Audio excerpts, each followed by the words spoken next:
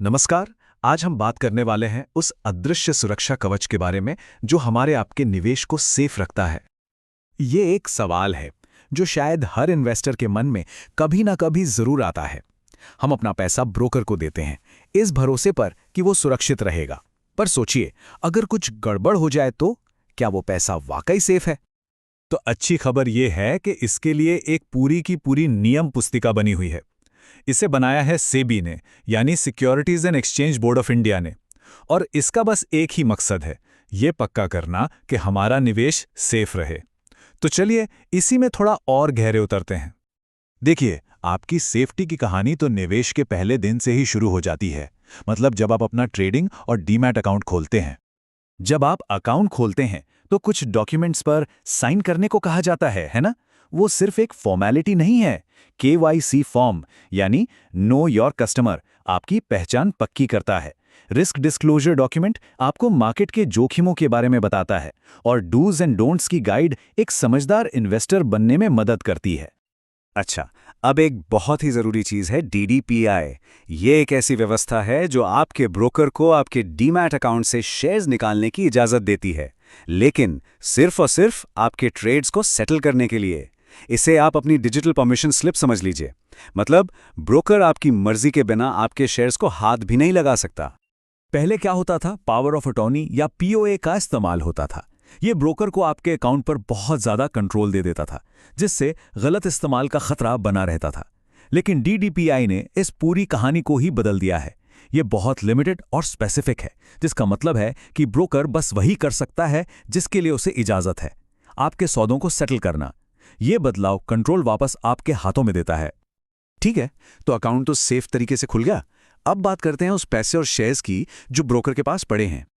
ये सेबी के नियमों का सबसे बड़ा उसूल है। ये लाइन सीधे रूल बुक से है और बिल्कुल साफ है।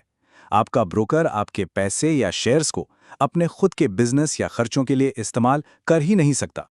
तो कहने का मतलब यह है कि रेगुलेटर ने आपके और ब्रोकर के फंड्स के बीच एक मजबूत दीवार खड़ी कर दी है।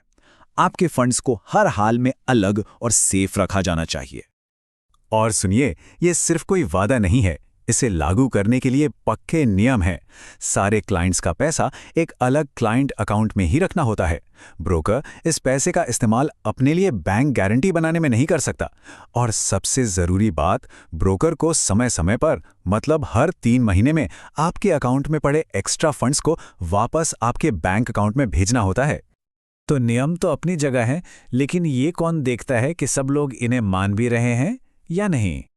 यहीं पर एक मल्टी लेयर वाला निगरानी सिस्टम काम आता है, जो ये पक्का करता है कि हर कोई रूल्स के हिसाब से ही चल रहा है। देखिए, ये सिस्टम काम कैसे करता है। सबसे पहले हर ब्रोकर का अपना एक इंटरनल कंप्लायंस डिपार्टमेंट होता है। फिर उन्हें बाहर के ऑडिटर्स से सिस्टम और साइबर ऑडिट करवाना कंपल्सरी है। इसके ऊपर स्टॉक एक्सचेंज खुद ब्रोकर्स पर नजर रखते हैं, और इन सब के ऊपर है सेबी, जो कि फाइनल रेगुलेटरी अथॉरिटी है। अब इसी सिस्टम में कुछ ब्रोकर्स को क्वालिफाइड स्टॉक ब्रोकर्स या QSBs का दर्जा दिया गया है। ये मार्केट के सबसे बड़े खिलाड़ी हैं, जिनके पास सबसे ज्यादा क्लाइंट्स हैं। अपने साइज की वजह से इन्हें सिस्टम के लिए काफी जरूरी माना जाता है। और जाहिर है, बड़ा साइज मतलब बड़ी जिम्मेदारी। इन QSBs को और भी ज्यादा सख्त नियमों का पालन करना पड़ता है, जैसे मजबूत साइबर सिक्योरिटी, रिस्क मैनेजमेंट के लिए खास कमेटियां, और यहां तक कि एक ऑर्डरली वाइंडिंग डाउन प्लान भी, ताकि अगर वे कभी फेल हो जाएं तो क्लाइंट्स को आसानी से दूसरे ब्रोकर के पास शिफ्ट किया जा सके।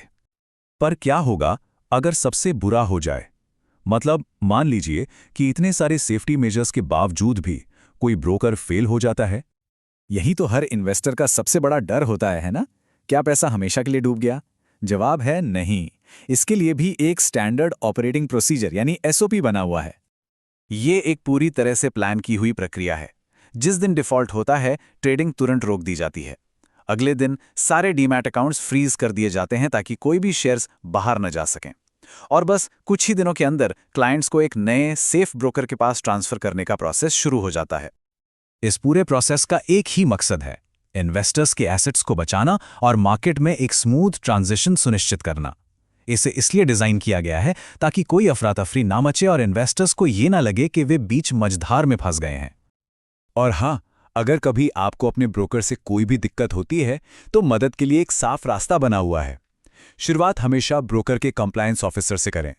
अगर वहां बात नहीं बनती तो आप स्टॉक एक्सचेंज से संपर्क कर सकते हैं और आखिरी ऑप्शन के तौर पर सेबी के सेंट्रलाइज्ड शिकायत पोर्टल स्कोर्स पर अपनी कंप्लेंट फाइल कर सकते हैं। तो इस पूरी बातचीत से सबसे बड़ी बात क्या निकल कर आती है? सैकड़ों पन्नों और हजारों नियमों। इन सब का निचोड़ बस एक ही है। ये सारे नियम सिर्फ ये पक्का करने के लिए हैं कि जब भी कोई भारतीय शेयर बाजार में अपना पैसा लगाए तो वो ये काम पूरे भरोसे और सुरक्षा के एहसास के साथ कर सके। और जब हम भविष्य की तरफ देखते हैं तो एक नया सवाल सामने आता है। टेक्नोलॉजी बदल रही है, एआई और एल्गोरिदम से होने वाली ट्रेडिंग अब आम बात हो गई है। तो इस नई दुनिया में इन्वेस्टर्स को सेफ रखने के लिए अगली पीढ़ी के नियम कैसे होंगे? जरा सोचिएगा इस बारे में। देखने के लिए शुक्रिया।